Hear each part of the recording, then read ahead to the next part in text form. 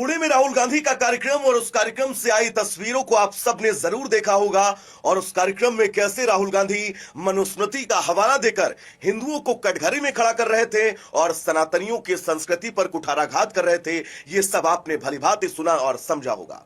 इन तमाम बयानों के बीच मंच पर राहुल गांधी की तस्वीर और मनुस्मृति का एक श्लोक, जिस श्लोक का जिक्र करते हुए उन्हें सभी सनातनियों को कटघरे में खड़ा कर दिया।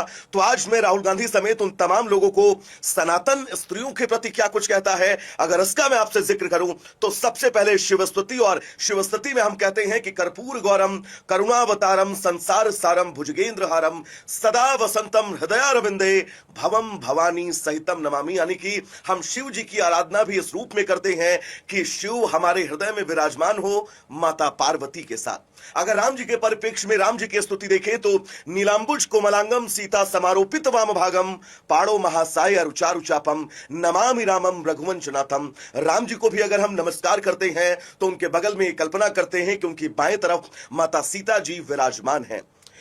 राधा जी की सखियां राधा जी से पूछती हैं कि राधा तू बड़भागिनी कौन तपस्या कीन, तीन लोक तारण तरण सो तेरे अधीन। यानी कि हे राधे, आखिर ऐसे तुमने कौन सी तपस्या की है कि जो तीनों लोकों के स्वामी हैं वो तुम्हारे अधीन है। ये सनातन है। अगर मैं बात मनुस्मृति की ही करूं तो मनुस्मृति के जिस श्लोक का आपने उदाहरण देकर सनातनियों को कटघरे में खड़ा किया, वही मनुस्मृति ये भी कहती है कि यत्र नारस्ते पूजन्ते रमन्ते तत्र देवता। यानी कि जहां पर नारी की पूजा होती है देवता भी वहीं निवास करते हैं। मनुस्मृति के जो सबसे महत्वपूर्ण 10 स्तंभ हैं, उन स्तंभों को भी एक बार ध्यान से पढ़िएगा और यह समझिएगा कि मनुस्मृति का आखिर सार कहता क्या है। लेकिन बात मनुस्मृति को लेकर इसलिए भी क्योंकि मनुस्मृति में कुछ ऐसे श्लोक हैं जिन श्लोकों को लेकर आपत्ति आदि अनादिकाल से चली आ रही है। लेकिन मनुस्मृति को अगर मैं फॉलो करने वाली बात कहूं, मनुस्मृति को पढ़ने वालों की बात कहूं, तो हम में और आप सब में 90 से 99% लोग ऐसे होंगे जिन्होंने मनुस्मृति के कवर पेज को अपने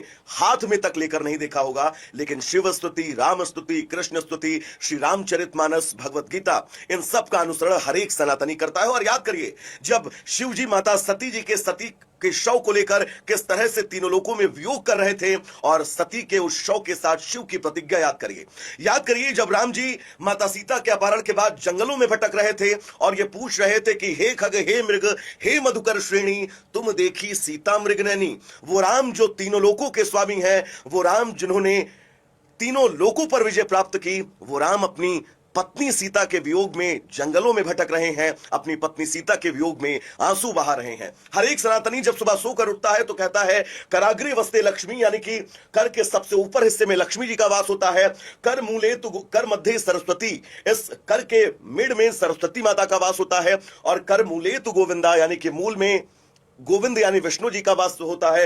प्रभाते कर दर्शनम समुद्र वसने देवी पर्वत स्थल मंडले विष्णु पत्नी नमस्तुभ्यम पाद स्पर्शम क्षमा समय। ये वो सनातनी है जो सुबह सोकर उठने से पहले जमीन को प्रणाम करता है और अपनी मां से क्षमा याचना करता है कि मां, मैं आपके ऊपर पैर रखने जा रहा हूं क्योंकि मेरी दिनचर्या जमीन पर पैर रखे बिना चल नहीं सकती है, इसलिए मां मुझे क्षमा करें, मैं सुबह उठकर सबसे पहले भूमि पर जमीन पर पैर रखने जा रहा हूं। यह सनातन वसुधैव कुटुंबकम सिखाता है। यह सनातन यह सिखाता है कि किस तरह से सबके कल्याण की हम बात करते हैं। अयम निजा परोवेति गणना लघुचेत साम उदार चरिता नाम तो वसुधैव कुटुंबकम।